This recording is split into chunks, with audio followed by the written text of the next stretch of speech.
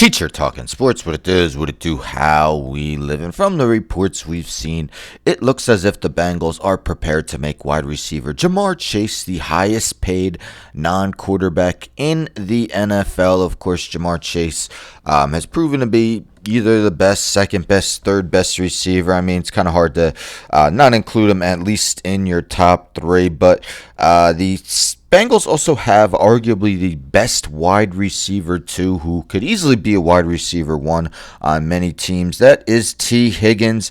Now, the team has already franchise tagged him. Will they again? Because, again, he will be a free agent in the offseason. We've heard Joe Burrow say that he wants Chase to get that long-term deal and T. Higgins to come back. Well, yesterday on X, T. Higgins posted this, a simple picture of a cat. I'm an uncool teacher, but I do know what that means. It means he thinks someone's lying. He didn't share an article. He's not exactly stating what he thinks is cap. So a few people in the comments were like, what do you mean? Why did you post this? Well, Pro Football Talk kind of, or at least answered why he would do this. So this is via Mike Florio, Pro Football Talk again.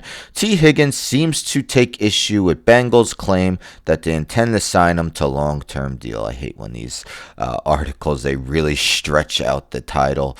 But anyhow, so it mentions that the Bengals' power structure on Tuesday afternoon had some things to say about wide receiver T. Higgins. On Tuesday night, Higgins posted a one-emoji response, which we've just seen. So the alleged falsehood apparently comes from Bengals director of player personnel Duke Tobin's claim that the team intends to sign Higgins to a long-term deal. So it mentions if they use a franchise tag on him, it will be for $26.16 million. Basically, Bengals will need to make Higgins an offer that persuades him to trade in the ability to play for $26.16 million in 2025 and to become unrestricted free agent in 2026 because the rules make a third tag ridiculously expensive. So yes, again, Tuesday, March 4th is the deadline to franchise tag someone. So there's really not a lot of options this season for guys that could be franchise tagged. But will T. Higgins be one? But again, he thinks someone's lying, and, that's not a good sign for a team that at least is saying that they want to sign him to a long-term extension.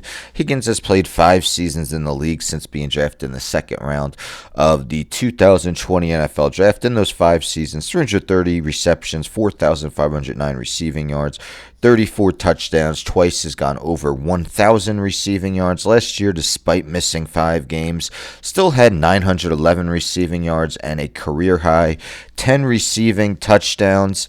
A productive player for sure. It's one that has missed time with injury. Other than his rookie season, he has not played in every game. But yes, he does give the Bengals probably the best 1-2 receiver duo in the NFL. And of course, if he were to leave, would the Bengals need to draft a wide receiver too?